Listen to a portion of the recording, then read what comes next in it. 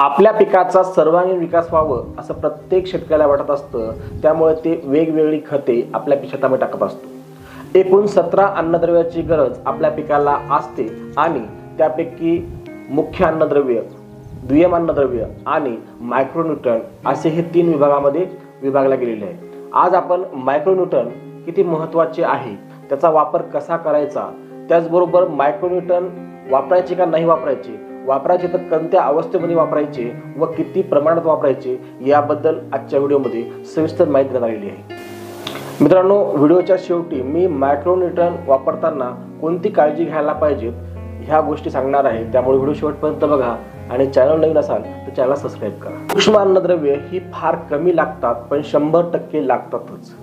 बरेच शेतकरी हे मायक्रोन्यूट्रन वापरत नाहीत। जवळपास बऱ्याच शेतकऱ्यांना मायक्रोन्यूट्रन का वापरावे याचं ज्ञान नसल्यामुळे ते मायक्रोन्यूट्रनचा वापर करत नाहीत।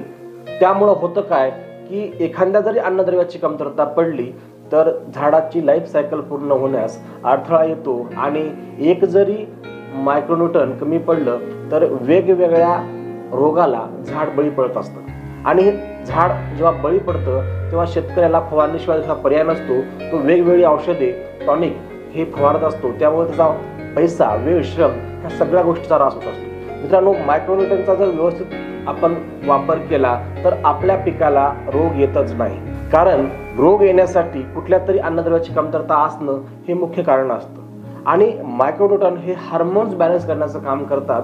त्यामुळे जर हार्मोन्स व्यवस्थित असले तर रोगप्रतिकारशक्ती वाढते आणि रोगप्रतिकारशक्ती जर व्यवस्थित असेल तर आपलं पीक कुठल्याच रोगाला बळी पडत नाही। आपल्याला सूक्ष्म अन्नद्रव्य टाकायची गरज का पडत आहे याचं मुख्य कारण म्हणजे आपण आपल्या शेतामध्ये शेणखत टाकणं बंद केलेलं आहे। जर शेणखत प्रॉपर पद्धतीने शेतामध्ये असेल तर तुम्हाला सूक्ष्म अन्नद्रव्याची सुद्धा गरज पडत नाही, कारण कार्बन जर व्यवस्थित असेल जमिनीचा तर ही सूक्ष्म अन्नद्रव्ये उपलब्ध करून देण्यासाठी जे जीवाणू लागतात ते जीवाणू ऑटोमॅटिक त्या ठिकाणी उपलब्ध आहेत आणि ते शेण या माध्यमातून हे सर्व मायक्रोन्यूट्रन घेत असतात। आता बघूया आपण की मायक्रोन्यूट्रियनचे कार्य काय आहे।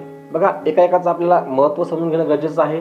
जर हे महत्त्व समजलं तरच आपण हे टाकणार आहे, कारण आपल्याला महत्त्व माहित नाही म्हणून आपण टाकत नाही। यातलं सर्वात पहिले आहे झिंक। बघा, झिंक हे हार्मोन्स बॅलन्स करतं, म्हणजे वेगवेगळे हार्मोन्स आपल्या झाडामध्ये असतात, जसं सायटोकायनिन झालं, ऑक्झिन झालं, त्याचबरोबर जेब्रॅलिन झालं, हे सर्व हार्मोन्स झाडामध्ये असतात। या हार्मोन्सला बॅलन्स ठेवलं तर आपल्या झाडामध्ये पाहिजे ती ग्रोथ होते, म्हणजे शेंड्याची वाढ होणे, शेंडा फुटणे, फुटवे फोडणे, त्याचबरोबर मुळाच्या कक्षेमध्ये जे पाणी आहे त्या पाण्याला अपटेक करण्यासाठी झिंकची गरज असते आणि हे झिंक जर आपल्या झाडामध्ये व्यवस्थित असेल तर पाणी कमी अधिक जरी झाले तरी झाडाला कुठलाच रोग येत नाही। आज बघा, बऱ्याच शेतकऱ्यांच्या झाडामध्ये वेल्टिंगचा प्रॉब्लेम येत आहे। पाणी जास्त झालं म्हणून प्रॉब्लेम यायला, पाणी कमी झालं म्हणून सुद्धा प्रॉब्लेम आला। पण हेच झिंक जर व्यवस्थित असेल तर पाणी कमी जास्त झालं तरी सुद्धा कुठलाच प्रॉब्लेम येत नाही। यानंतर 2 नंबर आहे बोरॉन। बघा, बोरॉन हे प्रतिजीविकेला मेंटेन ठेवतो। जेवढ्या प्रतिजीविका मेंटेन असतील तेवढं रोगप्रतिकारशक्ती चांगली राहते।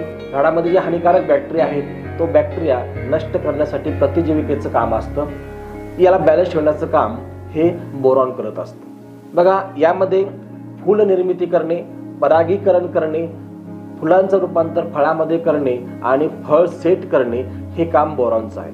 जर हे व्यवस्थित झालं नाही, बोरॉन कमी पडलं तर अकाली फळगळ होऊ शकते, फुलगळ होऊ शकते आणि जर तुमच्या शेतामध्ये फुलगळ आणि फळगळ होत असेल तर समजायचं बोरॉनची कमतरता आहे। यानंतर 3 नंबर आहे आयरन। आयरन हे हरितद्रव्याची निर्मिती करतं, कारण हरितद्रव्याची निर्मिती झाली तर प्रकाश संश्लेषण क्रियेचा वेग वाढतो।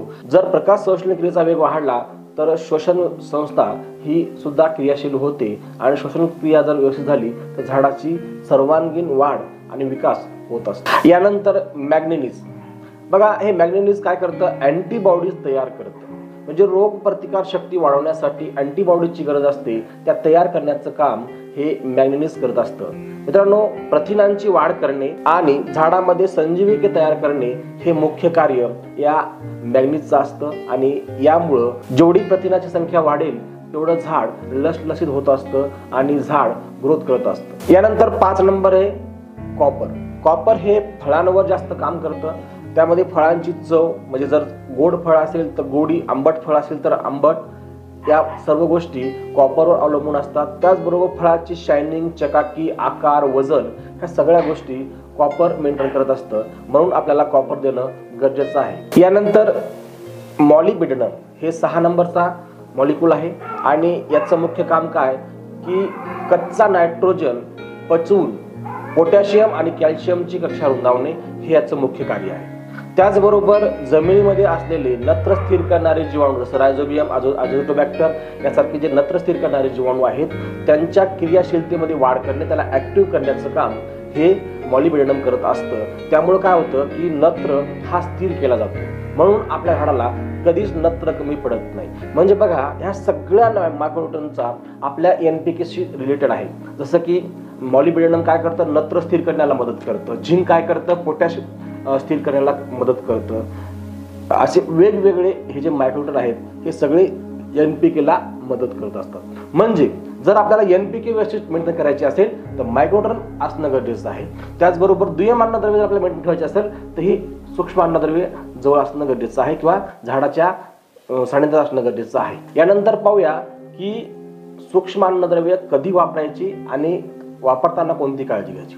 तत्पूर्वी मित्रांनो, शेतकऱ्याच्या ज्ञानामध्ये भर पडावा, शेतकऱ्याला असे सखोल ज्ञान मिळावे यासाठी आम्ही एक कोर्स लॉन्च केला आहे ज्याचं नाव आहे ट्रेन द फार्मर। 299 रुपयामध्ये 6 तासाचा हा कोर्स आहे आणि 3 दिवस आपली ट्रेनिंग चालत असते। या ट्रेनिंगमध्ये आपण शेतकऱ्यांना सर्वात पहिले फर्टिलायझर काय असतात, त्यांचे प्रकार कसे असतात, कोणती खते कोणत्या खतामध्ये मिक्स करू नये, कोणते खत कोणत्या खतासोबत चालत नाही, त्याचबरोबर वॉटर सोल्युबल खताचा वापर कसा करायचा, कोणत्या अवस्थेत करायचा, त्याचबरोबर जीवाणू खते कशी वापरायची, कोणत्या जीवाणूचं कार्य काय आहे, ते कधी द्यायचे, जीवाणू जमिनीत जिवंत राहण्यासाठी कोणतं कार्य करायचं, जमिनीचं आरोग्य कसं दुरुस्त ठेवायचं, त्याचबरोबर आपण वॉटर मॅनेजमेंट यावर सुद्धा व्यवस्थित जवळपास 1 तासाचं सेशन घेत असतो। त्यामध्ये आपण पाणी व्यवस्थापन कसं करायचं, वापसा कंडिशन काय असते, पाणी किती द्यायचं, कोणत्या अवस्थेत द्यायचं, ह्या सगळ्या डिटेल गोष्टी आपण घेत असतो।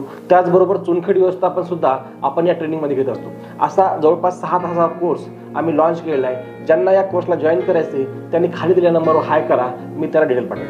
आता बघूया की सूक्ष्म अन्नद्रव्ये कोणत्या अवस्थेमध्ये वापरायची। बघा, सूक्ष्म अन्नद्रव्ये हे आपण बरेच जण बेसल डोस मध्ये टाकत असतात, बेसल मोड टाकलं तरी चालतं, पण सूक्ष्म अन्नद्रव्ये हे आपण जेव्हा स्प्रे मधून किंवा जमिनीतून देतो त्यासाठी आपल्याला किमान 20 ते 22 दिवस होणं गरजेचं आहे। त्या अगोदर टाकलेले सूक्ष्म अन्नद्रव्ये नुकसान काही करत नाही, पण फायदा सुद्धा करत नाही आणि आपल्याला नुकसानीपेक्षा आपण जे पैशाचं नुकसान होते ते खूप मोठं असतं। त्यामुळं 21 दिवसानंतर किंवा 22 दिवसानंतर आपण मायक्रोन्यूट्रन टाकायला पाहिजे। यानंतर पाहूया की सूक्ष्म अन्नद्रव्याचा वापर कसा करायचा। तुमच्याकडे कुठलंही पीक असेल त्याला दर महिन्याला 1 किलो मायक्रोन्यूट्रन जाणं गरजेचं आहे, किंवा लिक्विड फॉर्म मध्ये असेल तर 1 लिटर मायक्रोन्यूट्रन जाणं गरजेचं आहे आणि ते 15-15 दिवसांना विभागून देणं गरजेचं आहे। एका टायमाला 1 किलो न देता आपण जर त्याचे विभाग केले म्हणजे 15 दिवसाला 500 ml किंवा 500 ग्राम जर आपण मायक्रोन्यूट्रन दिलं तर तुमच्या झाडामध्ये कुठल्याच अन्नद्रव्याची कमतरता पडत नाही आणि तुमचं झाड कुठल्याच रोगाला बळी पडत नाही। मित्रांनो, ही माहिती तुम्हाला कशी वाटली नक्कीच कमेंट्स करून कळवा आणि आपला व्हिडिओ जास्तीत जास्त शेतकऱ्यांपर्यंत पोहोचवा, जेणेकरून त्यांच्या ज्ञानामध्ये भर पडेल आणि त्यांचं ज्ञान वाढेल। So thank you, wish you well.